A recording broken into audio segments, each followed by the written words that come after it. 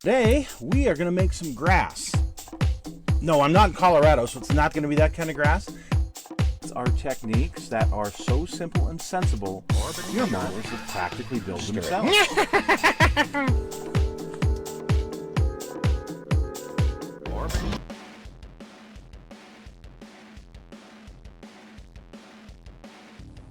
Hello folks, it's Mad Dog Merv. Today, well, we're back to some World of Tank builds that I've got. And I'm busy playing the game and I'm really enjoying the tanks that I usually play with. One of the tanks that I don't yet have in the garage, but I wanted to build a model of, was the E-50. The E-50 Standard Panzer was intended as a standard medium tank, replacing the Panther and Tiger I, and the conversions based on these tanks. The E-50 hull was to be longer than the Panther. In fact, it was practically identical to the King Tiger, the Tiger II, in overall dimensions, except for the upper and lower glacis plate layout. That was a little bit different. Compared to these earlier designs, however, the amount of drilling and machining involved in producing these standard Panzers was reduced drastically, which could have made them quicker, easier, and cheaper to produce, as would the proposed conical spring system replacing their predecessor torsion bar system, which required a special steel alloy.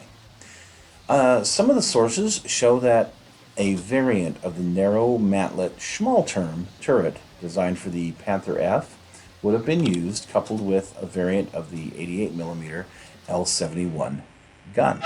As indicated by its name, the weight of the E-50 would fall between 50 and 75 tons. The engine was an improved Maybach HL234, which had 900 horsepower.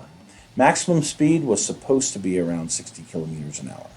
In the game, this tank can be equipped with the 88mm L71 gun or the L100, the really long one. And I'm going to choose to do my version of the L71. So here is an E-50 standard Panzer that Trumpeter puts out. I really don't like the suspension. I think it looks terrible on this thing. I have no interest in this particular kit other than the turret looks pretty good, and I do like the way the Schmalturm is on this. However, that's not what we decided to go with, but this is what you get if you go with Trumpeter. The kit that mine is based on is this one from Trumpeter, which is the E75 Flak Panzer. Boy, I say that 3 times fast. Flak Panzer. And it has the heavier duty suspension, and it has this flak turret on it. So when I acquired this, it was already built. I got it from a collection from a friend of mine, the late Alan Kinney, who built a lot of these for a local hobby store. He would get one to keep for him, and he would anyway build one for them. And he just wouldn't paint them usually, so he just built them. He was a great builder. So here it is built. This is how I got it. I think I paid $1.50 or $2 for it, like this. Wow, pretty good deal. But I wanted to put this turret on something else, and I wanted to kind of do my own version of an E-50. So I had a Schmalturm, and here you go. Put the Schmalturm on, probably from a Panther II kit that I had extra laying around, and decided to go with the L71 version of the 88mm gun, at least pretty close to it. You'll see here in a minute, I put a muzzle brake on it. But as far as paint jobs, we're talking about a hypothetical tank anyway, one that never saw the light of day. So I decided to put this striped paint job on it, this 3-tone striped paint job. Oh yeah, and I did put this figure here, just kind of at rest, sitting in front of the hatch with a grease gun there. Anyway, yeah, just kind of smiling with his little blonde hair. I thought this turned out pretty good, and it was a kind of a perfect match for this particular tank. You can see the close-up of the turret where I've done some of the streaks, some of the dirt streaks on this. I did give that quite a bit of weathering. The turret, I wasn't just going to throw that away. And you know how much I love Panthers. I probably have 30 different Panthers. And I thought this turret would be fun to throw on a Panther chassis. So I built up a Panther chassis and I threw the turret on it, and there you go. That's that flak Panzer turret from that E-75. So no, it did not go to waste.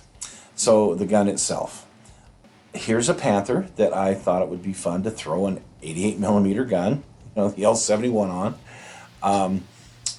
Looking at it and how it would have fit in the turret, it just really wouldn't have worked properly. But anyway, this was a mock-up that I did of a Panther, quote, Panther 2. It's really just a Panther, regular Panther with that 88 millimeter gun. So back to what we did with the E-50. You can see here that I have taken some MIG pigments, and this was European dust, and I just kind of caked it on the wheels. I took my airbrush and just lightly sprayed a little bit of a very light gray dusting all along the bottom of the tank, and I used an oil. You can see these little white streaks that kind of simulate the rain streaks. I took some white. You can see them much better here on the fenders. But I took some, it's an oil paint. And I just took these little drops and took these little drops, pin pricks of white oil paint, and then I streaked it using white mineral spirits. I streaked up to kind of give it that rain streak effect. And you can also see the grime that I streaked down from the top of the turret. So, whether you like the effect or not, that's, just kind of how I did it. And you can definitely see here those streaking effects. I took some rust pigment that I have, it's like Mars Brown, and put that on the exhaust pipes, and I think those turned out pretty good. And you can again see some of that dust, European dust that I have there on the tracks. Now, one of the things I wanted to do was throw a few things on the back of the tank.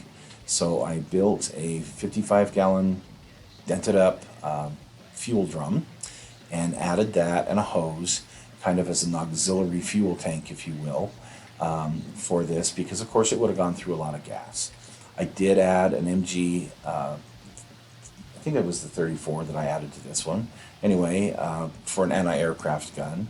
And I took a box and put some 88 millimeter shells in the box and put that on the deck as well. So here you see this angle. I think it's got a really neat looking stance, and the way that the stripes are on this thing, that kind of a tiger stripe looking contraption. Well, I personally like this camouflage pattern on here. Just kind of something I came up with for this particular tank. So I hope you've enjoyed looking at this build that I did of the E-50 tank for World of Tanks. And get out there and play some World of Tanks and enjoy this medium tank. Hopefully you can have some success with it. And thanks for watching today.